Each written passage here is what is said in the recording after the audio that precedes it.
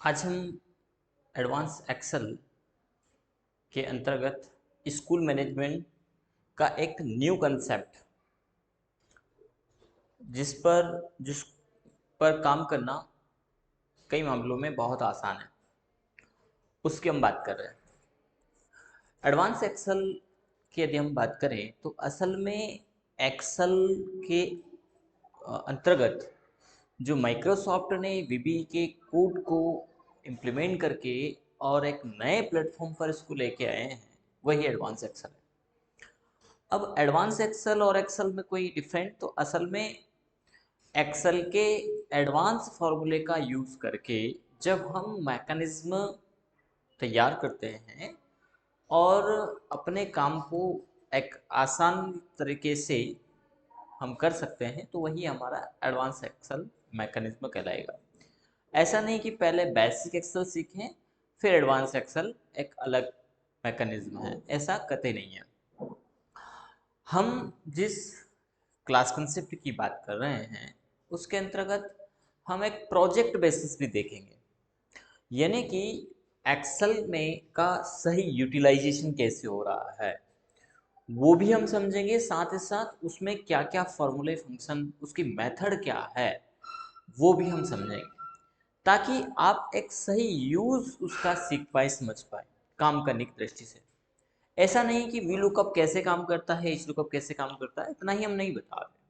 आपने हमारे यदि पुराने वीडियो देखे हों तो उसमें भी आपको यही मिलता है कि हम एक कंप्लीट प्रोजेक्ट वर्क पे काम करते हैं, ताकि स्टूडेंट को उसका मैकेनिज्म समझ में आए कि वस्तु स्थिति में किस प्रकार से फॉर्मूले को कहाँ पर कैसे सेट किया जाता है, एक फॉर्मूले के अंतर्गत दूसरा फॉर्मूला कैसे पुटअप, यानी आपको उसका प्रोसेसिंग का जो मेथड है वो आना चाहिए। और यदि वो आता है तो ही काम का है। यदि हमने 40-50 फार्मूले सीख लिए, 100-150 फार्मूले सीख लिए, लेकिन उन फार्मूलों को एक के साथ दूसरे को पुट करके और हमारा जो काम है वही हमें नहीं आता है, तो फिर सीखने का कोई औचित्य नहीं रह जाता। लेकिन यदि आप फंक्शनैलिटी की मैकेनिज्म को समझते हैं, उसका अंदर का तरीका समझते हैं, तो सीधी सी बात है कि आप काम करने का बेस सीख पाते हैं। फिर कोई भी फंक्शन हो, कोई भी वर्किंग प्रोसीजर हो, उसको आप कर पाएंगे। ये जरूर नहीं है कि हमने जो सीखा वही हमारे काम आएगा, वही रियल में वर्क नहीं। कई प्रकार की मेथड होती है और सामने वाले को क्या डिमांड है उसकी, वो हम नहीं कह सकते। इसलिए हमें उसके फंक्शंस को समझना, उसके लॉजिक पॉइंट को समझना है, देन फिर हम वर्किंग प्रोसीजर के अकॉर्डिंग सीख पाते हैं। चलिए तो शुरू करते हैं पूरा शुरू से, और इसमें आप 1 बाय 1 वीडियो को वॉच करिएगा, बखूबी आप एक्सेल अच्छे से सीख पाएंगे। इजी तौर पर भी हम इसको बनाने का, आपको समझाने का प्रयास करेंगे। सबसे पहले हमने एक एक्सेल सीट लिया है और इस एक्सेल सीट में जो खड़े में ही ये हमारे कॉलम्स हैं, आड़े में जो है हमारा रो है। और जो कॉलम को आइडेंटिफाई करता है वो A to Z अल्फ़ाबेट में किया जाता है, और जो रो है वो हमारा 1 2 3 की फॉर्म में होते हैं। रो और कॉलम से जो बनता है उसको हम बोलते हैं सेल। जैसे ये हमारा एक सेल है और हर सेल का एक नंबर होगा। जैसे ये F कॉलम है और रो 4 है, तो इस सेल का नाम होगा F4। तो इस प्रकार हर सेल का अपना नाम है और उसी के आधार पर हमें काम करना है। तो चलिए, सबसे पहली हमारी सीट है, इस सीट का नाम सीट 1 है। अब हम यहाँ पर एक्सेल की कार्यप्रणाली को भी समझेंगे, क्या कब काम करना है, कैसे करना है, साथ ही साथ जो फॉर्मूले हम यूज़ करेंगे उनको भी हम बीच में आपको बताते जाएंगे। तो फिलहाल हम एक पेज बना रहे हैं, इसका नाम हम रख देंगे होम, ताकि हम होम कह दें इसको या मेन पेज कह दें, तो हम इसका नाम होम देंगे। हमने होम इसका नाम दे दिया है। यदि आप इस होम पेज को आइडेंटिफाई कलर से भी करना चाहते हैं तो यहीं पर आपको टैब कलर ऑप्शन मिलेगा, इसमें जा करके आप कोई भी कलर ले सकते हैं। जैसे हमने ये लाइट ग्रीन कलर ले लिया है, ठीक लगे। फॉर्मेटिंग बहुत अच्छा होना चाहिए, जितना आपका रोचक फॉर्मेटिंग होगा कहीं ना कहीं वो सामने वाले को प्रभावित भी करेगा। और काम आपका इस प्रकार से होना चाहिए जिससे कि सामने वाले प्रभावित हो, या कोई भी आपके डेटा सेट को, आपके वर्किंग प्रोसीजर को देखे तो बखूबी एक नई छाप छोड़े। चलिए, तो हमने टेप कलर यहाँ पे फिलहाल कर दिया है, और इस पूरे सीट का भी हम एक कलर यहाँ पर कर देते हैं।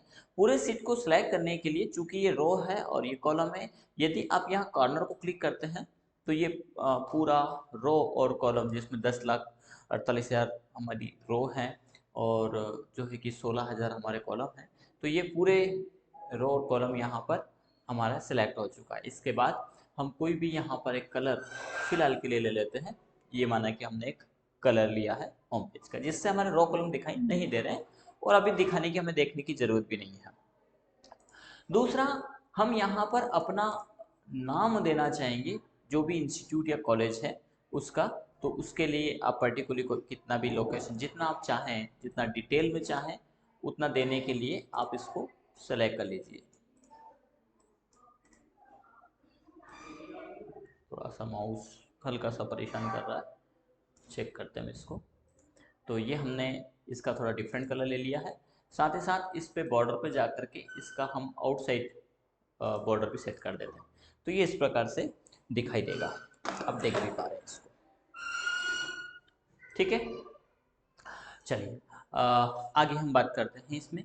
तो अगला हम यहाँ पर स्कूल का नाम तो ऊपर आ ही जाएगा। अब हमारी क्लास की बात आती है। तो जितनी हमारी क्लास होगी, हम नर्सरी या प्ले ग्राउंड से लेकर के तो आगे तक का हम बात करेंगे, लेकिन यहाँ दो अलग एक्स्ट्रा बटन बनाएंगे। इसके लिए हम इसका कलर थोड़ा सा डिफरेंट दे देंगे और बाकी का जो लोकेशन है इसका कलर थोड़ा सा डिफरेंट दे देंगे। अब देख पा रहे हैं कि हमने सिलेक्शन बराबर किया है। हम ये कलर यहाँ पे दे देते हैं। अब हर क्लास का एक शेप यहाँ पर हम ले लेते हैं और एक शेप अच्छी डिजाइन में ले लेंगे हम। साथ ही साथ इसका बॉर्डर अभी आउटलाइन जो है वो नो आउटलाइन यहाँ पर कर देंगे हम। ये हमने एक शेप यहाँ पर लिया है, ठीक है। और इस शेप पर राइट क्लिक कर एडिट टेक्स्ट में चले जाएंगे और यहाँ पर हम डाल देंगे प्ले ग्रुप।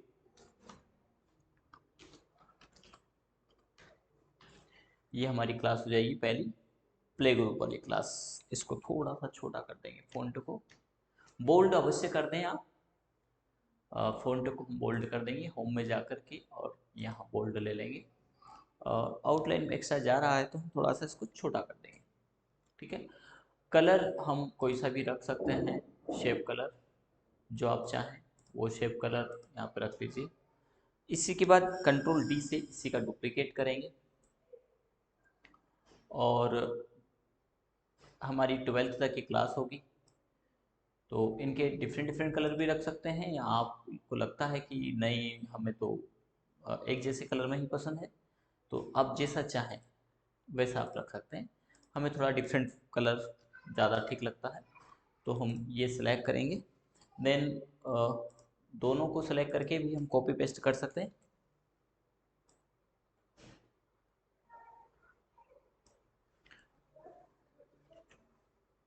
कंट्रोल डी से हम डुप्लीकेट तैयार करते जा रहे हैं इनके। लास्ट में एक डुप्लीकेट हम बना लेंगे और यहाँ पर रख देंगे। इसके बाद हमारा नर्सरी का आ जाएगा। नर्सरी के बाद हम बात करेंगे यहाँ पर एलकेजी, एलकेजी के बाद यूकेजी, यूकेजी के बाद फर्स्ट क्लास, सेकंड, यानी हर क्लास का हम यहाँ पर नाम देंगे। थर्ड,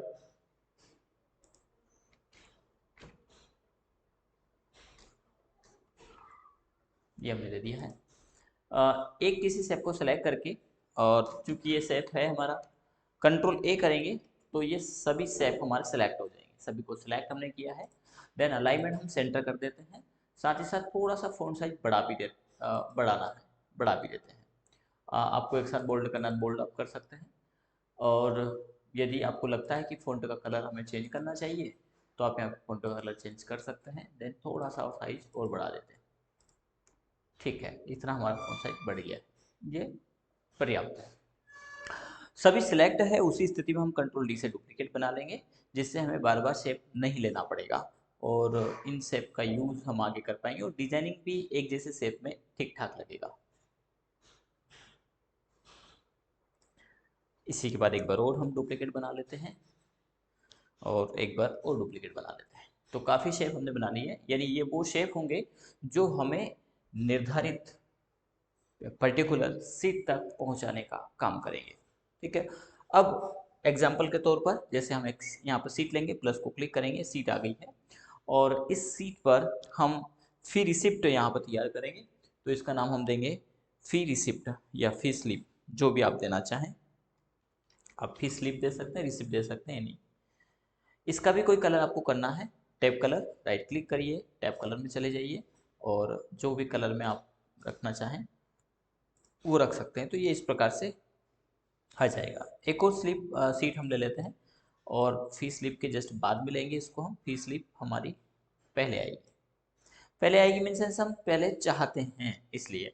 इसके बाद अब हमारी क्लास, और हम एक ही क्लास को डिजाइन करेंगे और वो है हमारा प्ले ग्रुप। प्ले ग्रुप को हम सेलेक्ट करेंगे, देन इसकी कॉपी पेस्ट कर देंगे और सारा काम हम यहीं से रफा दफा करेंगे। यानी डिजाइनिंग सिर्फ हम प्ले ग्रुप की करेंगे और बाकी का हम इसी से काम बना लेंगे। चलिए, तो फिर से हम चलते हैं होम पर। होम पर हम चाहते हैं कि यहाँ पर फी स्लिप को क्लिक करें। तो एक फी स्लिप के लिए हम एक शेप यहाँ पर बना लेंगे। इसके लिए हमने पर्टिकुलर लोकेशन सेलेक्ट कर चुके हैं, तो वो हम रखेंगे यहाँ पर। और एक हमारा एक्सपेंसेस भी रहेगा, तो यहाँ पर हम डाल देंगे फी स्लिप। ठीक है, अब ये फी स्लिप जो है इसका कलर का हमने पहले ही बताया आपको कि जितना हो सके आप अच्छा रखें और डिफरेंट भी रखें, ठीक लगेगा। तो ये हमने कलर यहाँ पे ले लिया। हम चाहते हैं कि फी स्लिप को क्लिक करते ही हमारा जो टैब है यानी कर्सर है वो सीट फी स्लिप पर पहुँच जाए। तो यहीं पर आपको राइट क्लिक करना है, देन यहाँ ऑप्शन मिलेगा आपको हाइपरलिंक, इसको आप क्लिक कर देना है। हाइपरलिंक विंडो में आपको प्लेस इन दिस डॉक्यूमेंट को क्लिक करिएगा और यहाँ पे फी स्लिप को सिलेक्ट कर लीजिएगा। फी स्लिप तभी आएगा जब आपने यहाँ पर जो है कि सीट लिया है, नहीं होगा तो नहीं आएगा। तो पहले हमने लिया है, इसके बाद हम इसको लिंक कर रहे हैं। जैसे आप इसको क्लिक करेंगे आप पाएंगे कि फी स्लिप वाले सीट पर हम आ चुके हैं। अब फी स्लिप का भी अपना एक डिजाइनिंग पैरामीटर होगा। चलिए, तो अभी फिलहाल के लिए इसको पूर्णतः हम वाइट कर देंगे, ताकि फी स्लिप जब प्रिंट हो तो गलती से भी एक्स्ट्रा प्रिंट हो गया हो तो कलर नहीं आए, पेज खराब नहीं हो। इसलिए हम इसका कलर बाय डिफ़ॉल्ट वाइट ले रहे हैं। बाकी का जितना हमारा डिज़ाइनिंग पैरामीटर होगा उसके लिए हम सिलेक्शन करेंगे। जैसे हमने इतना लोकेशन फिलहाल के लिए अभी सिलेक्ट किया है और इसका कोई भी कलर अभी टेम्परेरी रूप से हम दे देते हैं, यही दे देते हैं। इसमें हम एक वेल स्लिप डिज़ाइन करेंगे, जिससे हम जब भी रिसिप्ट लेंगे, फिर रिसिप्ट बनाएंगे तो वो बन करके आ जाए और वेल हो। चलिए, अब हम यहाँ जब फी स्लिप बना चुके हों तो वापस हमें मेन पेज पे जाना होगा। उसके लिए हम यहाँ एक पुनः एक शेप लेंगे और इस शेप पर को खींचेंगे और इस शेप पर हम एडिट टेक्स्ट में चले जाएंगे और यहाँ पर टाइप कर देंगे होम। यानी यहाँ से हम होम पेज पे जाना चाहते हैं। इसका भी अब देखिए डिजाइनिंग पैरामीटर बहुत ज़रूरी है, तो हम इसका डिजाइनिंग पैरामीटर डिफाइन कर देते हैं। अलाइनमेंट सेंटर ले लेते हैं, साथ ही साथ इसको बोल्ड भी कर देते हैं और इसी के ऊपर राइट क्लिक करेंगे, हाइपरलिंक में चले जाएंगे और यहाँ होम को सिलेक्ट करेंगे, देन ओके को क्लिक करेंगे। तो आप पाएंगे कि यहाँ पर क्लिक करते ही आप होम पे पहुँच पा रहे हैं। होम पे पहुँचने के बाद हम चाहते हैं कि प्ले ग्रुप में कोई एडिशन आया है, तो इसके लिए हम राइट क्लिक करेंगे और हाइपरलिंक पे चले जाएंगे। यहाँ पर प्ले ग्रुप वाली सीट को हम सेलेक्ट करेंगे, देन ओके करेंगे। तो हम पाएंगे कि जैसे ही आप इसने अपने क्लिक किया, यहाँ यानी प्ले ग्रुप ऑप्शन पे आप आ चुके हैं। अब हम एडमिशन के कौन कौन से पैरामीटर चाहते हैं वो डिफाइन करना चाहते हैं। तो यहाँ एक सीट हम एक्स्ट्रा दे देते हैं ताकि कोई भी स्कूल अपने फील्ड का निर्धारण कर सके। ठीक है, तो यहाँ पर इस सीट का नाम ही हम दे देते हैं फील्ड एंड फी स्ट्रक्चर।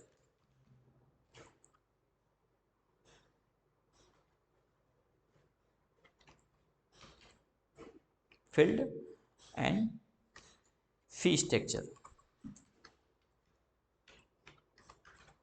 अब इसका नाम ज़्यादा बड़ा हो गया है पर ठीक है, क्योंकि जितना डेटा सेट का नाम बड़ा होगा उतने कम डेटा सेट यहाँ पर आप देख पाएंगे, बस इतना सा है और कोई कारण दूसरा नहीं है फिलहाल के लिए। तो यहाँ हमने फील्ड एंड फी स्ट्रक्चर दे दिया है जो बखूबी आपको शो हो रहा होगा, दिखाई दे रहा होगा। तो यहाँ कौन कौन सी फील्ड स्कूल रखना चाहते हैं वो अपनी फील्ड यहाँ पर दे दे। तो कोई स्कूल, एक तो सीरियल नंबर चाहती है अधिकतर सभी, कोई स्कूल यहाँ पर इनरोलमेंट चाहते हैं या एडमिशन नंबर चाहते हैं, जैसा भी चाहें। अभी हम रख देते हैं इनरोलमेंट नंबर, तो हमने डाल दिया ओनली इनरोलमेंट। तो जैसा फील्ड यहाँ देंगे वैसा ही फील्ड यहाँ एडमिशन पैरामीटर में आ जाए, ये हम डिफाइन करेंगे। ठीक है, इसमें भी सबसे पहले ईयर हो तो वो भी हम फील्ड यहाँ पर रख देंगे, यानी वे तमाम फील्ड जो स्कूल चाहते हैं वैसा ही हो जाए। और सभी स्कूलों में अधिकतर एक चीज़ तो कॉमन रहेगी, वो है ईयर। ठीक है, ईयर के बाद डेट ऑफ ज्वाइनिंग या डेट ऑफ एडमिशन। ठीक है, डेट ऑफ एडमिशन हो गया। इसके बाद सीरियल नंबर है, या हम पहले रख लेते हैं क्लास, क्योंकि हम इंडिविजुअली क्लास के लिए काम कर रहे हैं। क्लास सबसे पहले सीरियल नंबर आ जाएगा।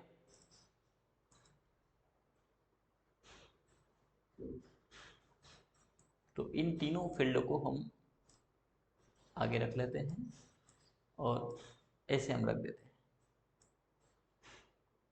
हमें आवश्यकता के अकॉर्डिंग समय समय पर संशोधन भी करना पड़ेगा, मॉडिफाई भी, क्योंकि हम क्या चाहते हैं उन मैकेनिज्म पर हम काम करते जाएंगे। क्लास हो गया है। क्लास के बाद नेम ऑफ स्टूडेंट, या जैसे एमपी में चलता है ट्रिपल एसएसएम आईडी, फर्स्ट चाहते हैं ट्रिपल एसएसएम आईडी। यदि अदर स्टेट में कोई और है तो वो और फील्ड ले लेंगे। ट्रिपल एसएसएम आईडी के बाद फैमिली आईडी, वो यहाँ पर डाल देंगे। इसके बाद स्टूडेंट आईडी भी इसमें चाहिए रहती है, ट्रिपल एसएसएम स्टूडेंट आईडी, या पहले फैमिली आईडी हो गया है तो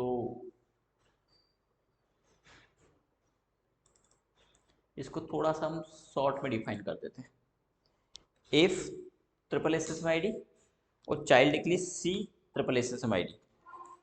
अब यदि स्कूल कोई और डिफाइन करना चाहते हैं तो वो यहाँ पर दे सकते हैं, कोई इशू नहीं है। इसके बाद एक और यहाँ पर होता है स्कॉलर नंबर।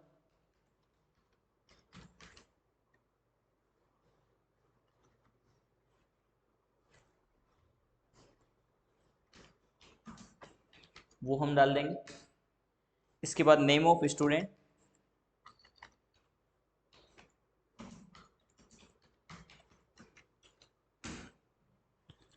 इसके बाद फादर नेम,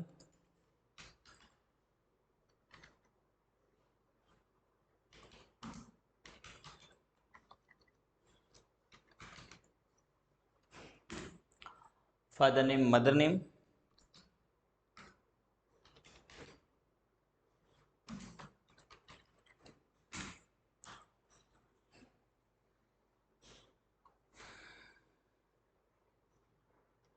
और भी कोई फील्ड चाहते हैं कॉन्टैक्ट नंबर जैसे, वो तो हमारा मेन रहेगा। कॉन्टैक्ट नंबर के बाद यदि इसमें बैंक डिटेल भी मांगा जाता है तो वो आप डाल दीजिए। बैंक डिटेल में फिर बैंक नेम भी आएगा, लेकिन वो एक्स्ट्रा हो जाएगा, तो अभी हम फीस मैनेजमेंट में इस चीज़ को छोड़ रहे हैं, क्योंकि अधिकतर स्कूल के पास फॉर्म पर ये डेटा रहता है। लेकिन चाहते हैं तो ठीक है, डाल देते हैं bank name, bank account number और बैंक आईएफएससी, ये भी डालना होगा। इसके बाद एड्रेस, इतने फील्ड होंगे। और ये जो भी स्कूल देना चाहते हैं तो वो यहाँ देंगे, और यहाँ हम चाहेंगे ये प्रोटेक्टेड सीट रहेगी हमारी, और यहाँ पर ऑटोमेटिक आ जाए तो हम इक्वल असाइन करेंगे, देन अपनी फील्ड को यहाँ पर दे देंगे। इससे क्या होगा कि ये तमाम सीट पर ऑटोमेटिक, या जिसको हम स्वतः ही कहते हैं, यहाँ पर आ जाएगा। सबसे टॉप से ही ले लेते हैं।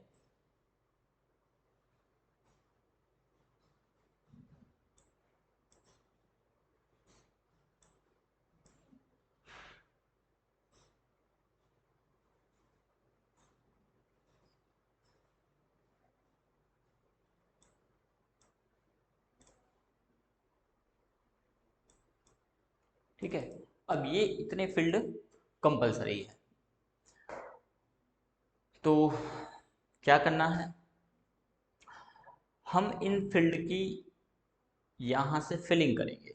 सीरियल नंबर हमने लिया है, लेकिन यहाँ सीरियल नंबर और इनरोलमेंट नंबर, दो नंबर ऑटोमेटिक ही आएंगे हमारे। तो इन दो नंबर को हम यहाँ पर रख देंगे, चाहे तो फर्स्ट में ही रख देते हैं, तो यहीं पर हम इसको रख देते हैं। और ये भी आप एड्रेस से ही डिफाइन करें, जैसे ये हमने लिया, देन यहीं से हम इसको खींच देंगे।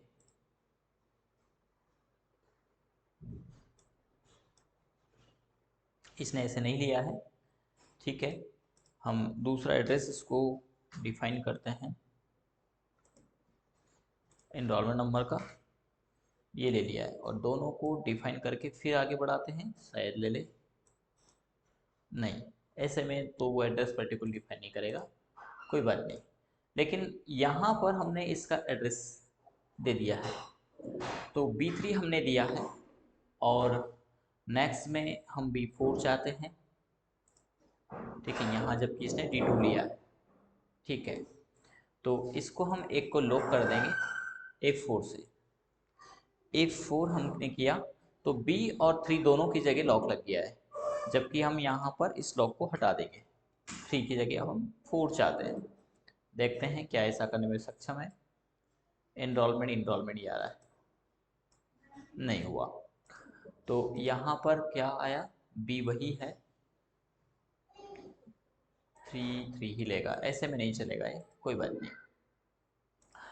तो आपको इस मामले में ये कर सकते हैं आप सीधा सीधा फंडा कि आप इन फील्ड को कॉपी कर लीजिए।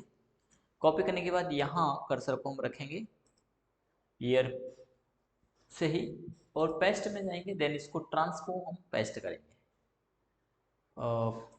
थोड़ा सा, क्योंकि डेटा हमारा ये नहीं है, ये तो एड्रेस है उसका, तो ट्रांसफो के साथ ही साथ एक और ऑप्शन यहाँ पर आपको लेना पड़ेगा, देन वैल्यू, ठीक है। तो पेस्ट स्पेशल में जाना होगा, यहाँ पर हम वैल्यू करेंगे और यहाँ पर ट्रांसफो, देन ओके करेंगे। अब देखेंगे आप डेटा आ चुका है, ठीक है। फर्स्ट हम इस सीट को भी पूरे को एक कोई कलर डिफाइन कर देते हैं।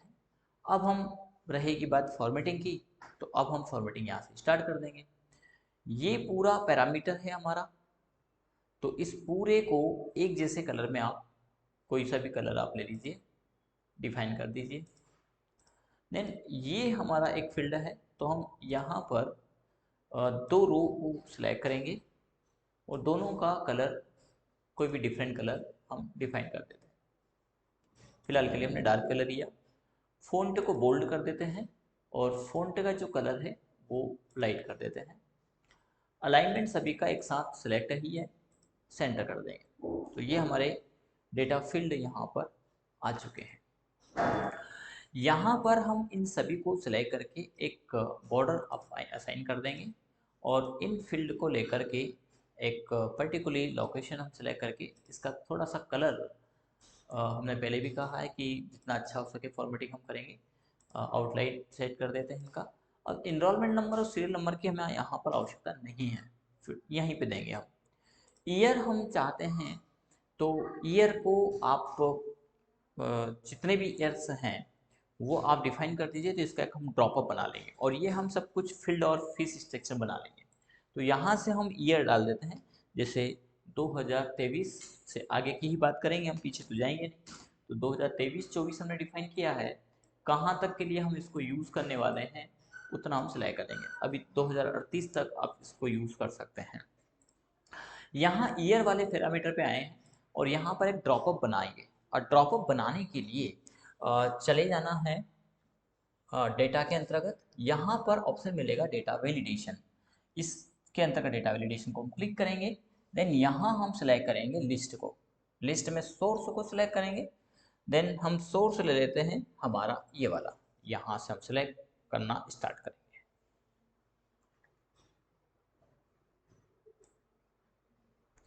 इतना हमने सिलेक्ट किया, देन क्लिक किया और इसको ओके किया। तो आप पाएंगे कि यहाँ पर हमारे ईयर आ चुके हैं, ये हमारा ईयर। डेट ऑफ एडमिशन, इसके लिए तो सीधी सी बात है कि जो भी डेट सिस्टम का रहे वो आप डाल देना। तो इसके लिए हम फॉर्मूला लगाते हैं टुडे का, ठीक है। तो जिस दिन आप एडमिशन लेंगे वो यहाँ पर आ जाएगा। जैसे आज 22/4 है तो 22/4/2023 आ चुका है।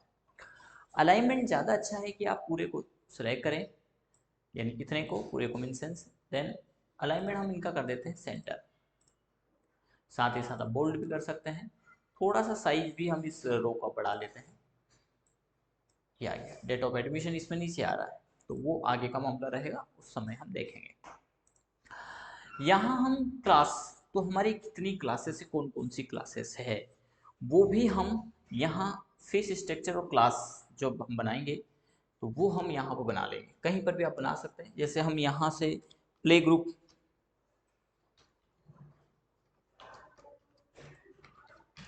बना करके चलते हैं।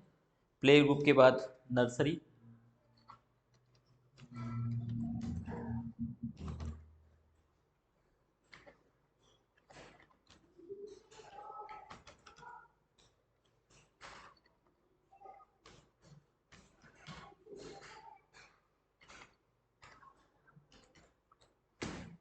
LKG, UKG, UKG के बाद फर्स्ट, और फर्स्ट के बाद सेकंड थर्ड ऑटोमेटिक आ जाए तो इसके लिए हम इसको पकड़ करके खींच देंगे। सेकंड थर्ड आ गया है, ये बाकी का टाइप करने की ज़रूरत नहीं है एक्सेल में, हम पूरा यहाँ पर 12th तक ले लेंगे। ये आ गया। तो हमारी जिस भी क्लास में हम एडमिशन लेंगे वो यहीं से आ जाएगा। उसकी फ़ीस जो भी हमारी होगी वो हम फीस डिफाइन करेंगे। अभी हम यहाँ पर क्लास में चले जाते हैं और इसका भी ड्रॉपअप बना देते हैं। इसका ड्रॉपअप बनाने के लिए वही डेटा में जाएंगे, डेटा वैलिडेशन में जाएंगे और यहाँ पर लिस्ट को हम सेलेक्ट करेंगे। देन रेंज, और रेंज में हम यहाँ पर रेंज को सिलेक्ट कर लेंगे।